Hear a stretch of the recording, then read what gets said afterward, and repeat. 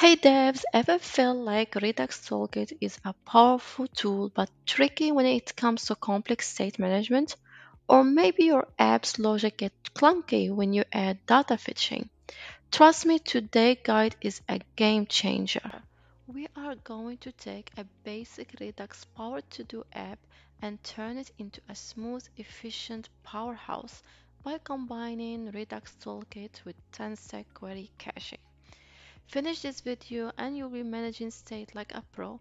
No more messy code or unexpected bugs. Plus, this setup will save you hours in future projects. So, let's get into it.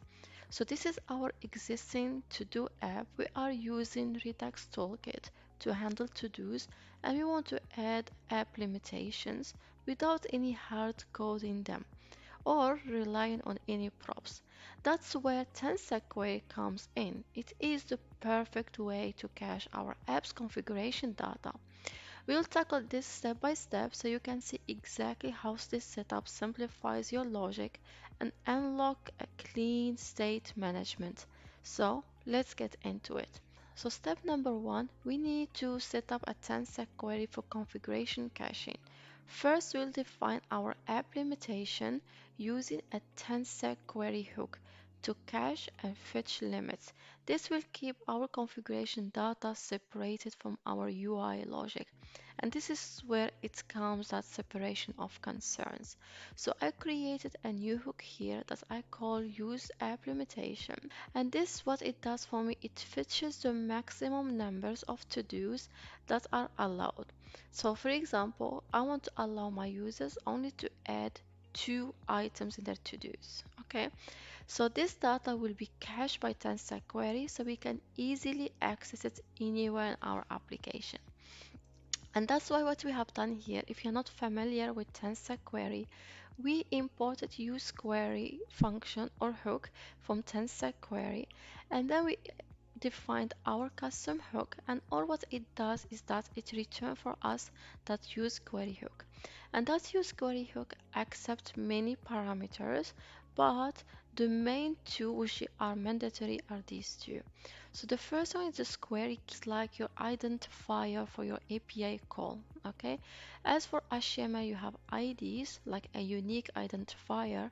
For API calls, when we are using them within TanStack Query, we are also having this query key to identify them later and call them back from the cache.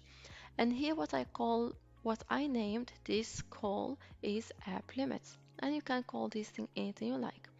The second parameter is the query FM, and here where you define your function that will do your basic API call. For the sake of today's demo, I don't have an API, so I just simulate a server call here with a hard-coded response, and I'm returning an object with max to-dos visible equal to 2. Okay, so that is the step number one. Now step number two is that we need actually to create a query client instance that will wrap our application with it. Think of it like you have for Redux, this Redux provider, same thing we have to do for the query client.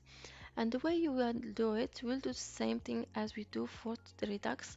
We will go to our root file. So I'll go ahead and open it up. And here I will import few things. First thing I did is import query client provider from React Query, and then I wrap my app within that, and then that one accept a client property that I pass on an instance that I created, okay, which is right here. So here I define just a query client, okay, and that's equal to new query client that's imported from TanStack Query as well. And that accepts a lot of properties, but they are not mandatory. They're all optional. And here, all what I have done, I just added a couple of properties. Basically, what I said here is that I don't want it to keep retrying the call. And also, if I focus on the window again, if I was outside my current window and I focus back, I don't want it to call or refetch my APIs again. Okay, so I just disable them here by saying false. Now, what I have done that instance, I just wrap my all app within that instance. Same thing we are doing for Redux Toolkit here, okay? It is the same concept. Now my query client, it is available for me through my all application. Now step number 3 is we will go to our app.tsx, and what I want to do here is that I want to trigger up a call using TanStack Query to get this app limits back, okay? So good thing is that I create a custom hook, so my logic is outside. I'll just go and import it. And then as you know, or maybe you don't know yet, any hook you only can call them within functional components, so you can't call them anywhere else. So if you have a class component, then you can't use a hook, okay? You have to find another method. Now, I'll go inside my function components, can be anywhere. And what I will do, I will call my app limits API, okay, which we are just simulating it for now. And I'll create a variable const object, and I'll come back to this later. Then I'll set as equal to my use app limitations hook. An amazing thing about TanStack Query, it gives you a lot of built-in things that maybe before you have to handle them manually using states and updating the state. One of them is, for example, is error, okay? Does an error happen or not? Also, is it successful? Is it pending? Is it fetching? All these things are built in TanStack Query. You don't need to hard code them. So inside this object, you can access those properties. First thing for today's demo, we need data. Okay, so our response, and you can rename this data if you want to anything you like. I'll rename it to app limit. Okay, and if you don't want to name it, don't name it, just keep it data. And other thing, for example, you can access like is success, for example, okay, is it post, um, is error, okay, so you can access all these details and use them in your real-time project. For today's demo, I don't need this. So I got my data back. Now next thing what I want to do, just make sure that everything is fine. I want to display a message on my UI to show how much limits I have. So I want to display that to users. Currently, this is my app, okay? There is nothing there. I can add as many items I want, but we want to limit that. So first, of course, if you want to do that, you need to display to customers that there is a limit. And what we will do, we will do a conditional rendering. So I'll come inside here and I'll just paste some code. So all I'm saying here is that max to do is visible, and then I'm checking my app limits, okay, the one I'm getting here in my data, and I'll check if that exists, then check the max to do is visible, display me the value of it. If it's not there yet, if this is undefined or null or whatever, that means it's still loading, so display a loading message for me. Okay, so until now this is very basic. Now let's go back to our UI and I'll just hard refresh. And you can see here we have max to do's visible. If I had reload, you see that loading state, and then you see the two, but it will be very quick. I'll do it again. So you can see it sometimes it's flash on the screen. Okay, so that means our API is successful getting called using TanStack Query. Now to the big fun part where we hook this where our slice. So what I want to do is I don't want to pass this app limit as a value within my actions, okay? We don't want to keep passing down things as props and values and so on. I want my Redux to have the full control of handling the app limits. If it does exist in caching, use it. If it doesn't exist, just let the user add as many to-dos items as they want. So first thing we can do is go to our slice, and then we'll import this instance of query client that we wrapped our app with it.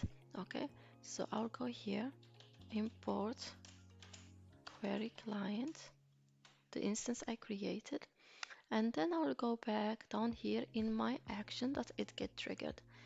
Now what we want to do, we'll have a few conditions. First is that fetch the cached app limit, and keep in mind this is not another API call we're triggering. We're just checking our query client, and we use that ID I talked about before within our TanStack query. Check if any API call has been made with that ID. If it does, give me back the value it gave you back before. Otherwise, don't do anything. So const, first fetch cached data, and I'll define a new variable cost called app limit, and you can call this again anything you like, and that will be equal to our query client instance we imported, and you have access to a function called get query data. Okay, and this query got expect an array of those IDs. Okay, and what I will do, I'll just go back here and copy it to avoid any spelling mistakes. There we go. And because I'm using TypeScript, so I need to add a type here, and that would be of type max to-dos visible. That's type number. Okay, and here it is complaining, and let me check what is complaining of.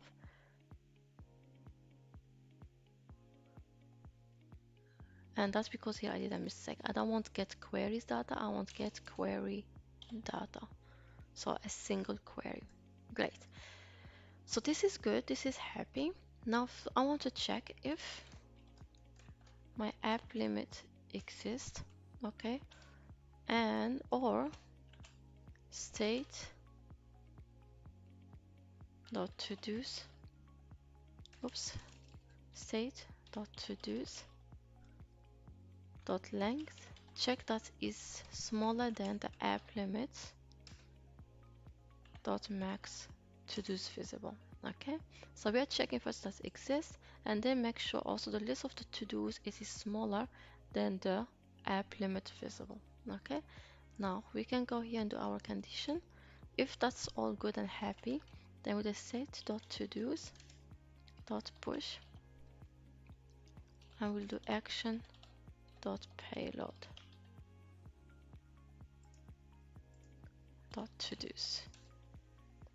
Okay, else we just display a warning, for example, saying that you reach your max of values, and we will remove this one now from here. Okay, now let's run this and see if this is working. So I'll add the first item, then I'll add second item, which is good. Now third item, and you can see it's not adding. Okay, so that is it, folks. You have now turned a basic to-do app into a scalable professional setup using Redux Toolkit and TanStack Query. Now your state is clean, limits are enforced efficiently, and you are tapping into caching power with zero clutters in your components. If you found this helpful, don't forget to like and subscribe, and ring that bell for more dev tips that will level up your coding. Any questions? Drop them below and I will be happy to help. Until next time, keep building awesome things.